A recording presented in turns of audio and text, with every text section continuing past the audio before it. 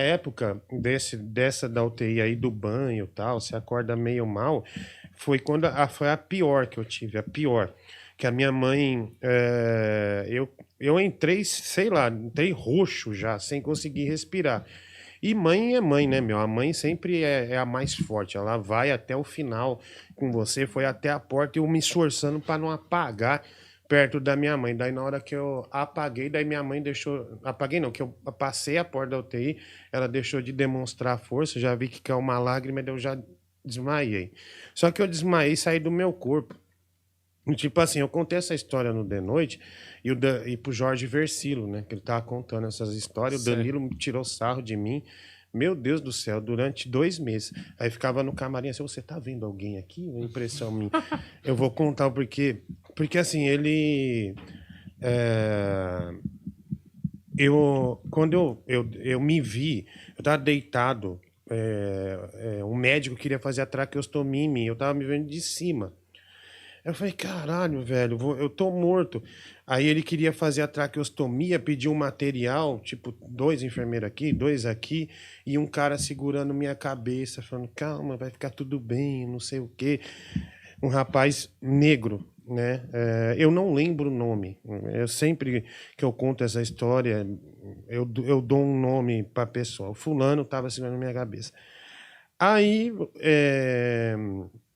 eu tava me vendo de cima, e esse cara queria cortar minha garganta. Se ele corta minha garganta, eu nunca teria sido radialista. E eu fui um radialista de FM, sou, aliás, Uhum. de muito sucesso, ganhador de prêmio, primeiro lugar, enfim, sempre fui muito bem.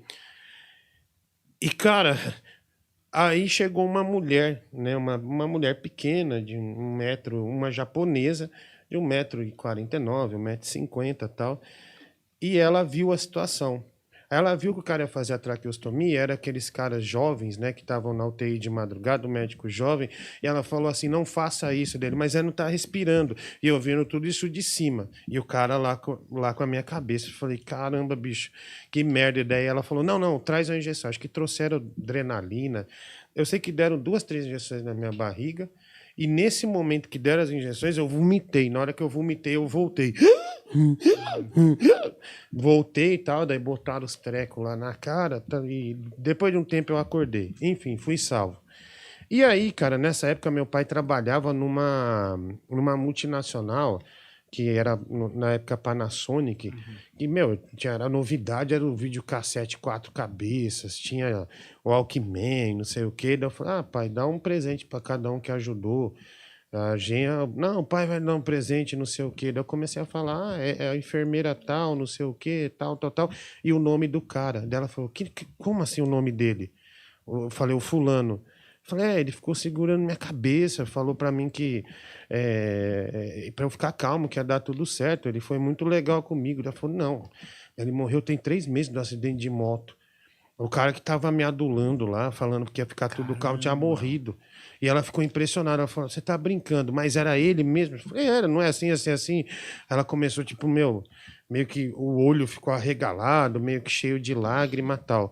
E, cara, muita gente tem fé e muita gente não acredita em Deus, essas coisas. Mas olha que coisa engraçada. Quer dizer, curiosa, né? Vamos dizer assim. 1 ano e meio depois, 2 anos, meu irmão pegou uma pneumonia, mas uma pneumonia fraca. E assim, mas o suficiente para ficar internado, tal, não foi para UTI nada, mas dá aquela falta de ar, tava tomando medicação, tal. Aí eu já tinha entrado na rádio nessa época e falei assim: bicho, vou lá visitar meu irmão depois que eu sair do hospital. E fui. Cara, na hora que eu abro a porta do quarto, essa mesma enfermeira que salvou minha vida, quer dizer, médica fisioterapeuta, né, não enfermeira, que salvou minha vida, estava fazendo massagem respiratória nele. Eu falei: caramba, bicho. Daí eu virei pra ela e falei: meu, você salvou minha vida. Daí ela falou: não lembro. Mas Nossa, assim, pra mim não foi marcante. não foi muito marcante. É que ela deve fazer isso com frequência, mas, Uhum. cara, mas olha a tamanha coincidência, cara, num hospital que não tinha nada a ver com a região que a gente morava, era justamente ela que não deixou cortar minha garganta, senão não teria uma carreira de radialista, narrador de futebol, dublador, enfim, essas coisas todas. ela tava lá com o meu irmão também. Coincidências da vida ou não, né? Essa é uma história que eu acho bacana, assim, de contar.